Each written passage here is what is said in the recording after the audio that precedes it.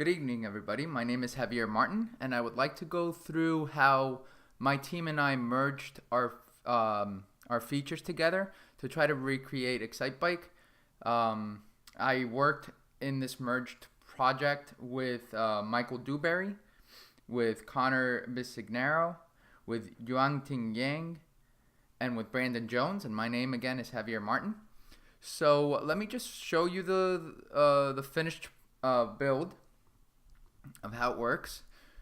Brandon worked on the main menu, and as you can see, if you use the up and down arrow, you can select the menu. Once you press enter, the console tells you that you need to select track 1. As soon as you select track 1, you see a top-down view with rudimentary objects of the Excitebike functionality.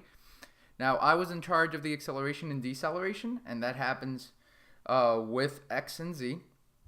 So if I press X, you see that the temp bar does go up, can go up all the way, and Z just allows it to go slower. Let me restart that to demonstrate other features. So that is acceleration, deceleration, working with my temp bar. Those were my two features. I went ahead and incorporated Michael's slowdown. So if I speed up, as you can see, there is a slowdown with the dirt pile, and also this is the boost arrow. That's by Conor, and basically as soon as you approach the blue block, you'll see a reduction of the temp bar. It'll bring it back down to 25%, no matter where the temp bar is located. It'll go directly back down to 25%. So you can see that happened. And then there is a back to main menu when you reach the end of the track, which was done by Brandon. The last thing I want to demonstrate is what Yuanting worked on, and that is switching lanes. Her switching lanes script was a little bit harder to incorporate, so we worked together to just simplify it for basic functionality. So as you can see, we have restraints on the 4 lanes. And as you move forward, you can switch. And that's just the overheat function that I had on my temp bar. So as you can see, we have a complete merged project. And let me just go into the only thing that we had to modify in order to get it to work, which was Yuanting's switching lane. And you can see this is in my acceleration deceleration. So instead of doing it on another script, we incorporated this small section here into my acceleration deceleration.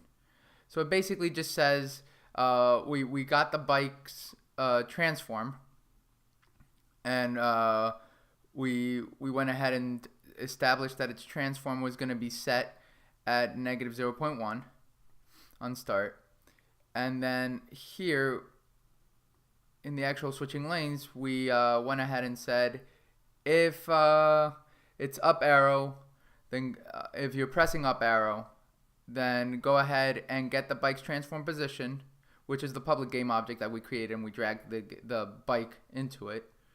And we said that get the X position, and then on the Y's position, just go ahead and add the changing lane float to it.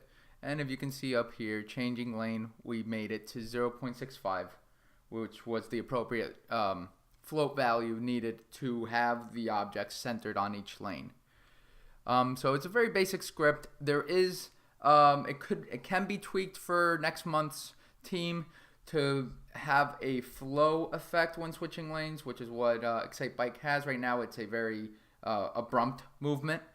So we were thinking about using delta time, but we didn't really get it to fully work. But yeah, that is something that can be tackled the next month. Another thing that I'd like to mention is for the temp bar, I did fix the bug I had, which was a flickering effect. So you can see here that if I reach the very top, I'm going to go off track here. It didn't let me. Let me just go one more time. So if I go off track, if I reach the top of the temp bar, there is a flickering effect now with the overheat, and that was just done. I corrected that flickering that was occurring. I wasn't doing it properly with another Boolean check on the temp bar. So everything's corrected. I wish next month's team the best of luck, and thank you for watching the video. Have a great day.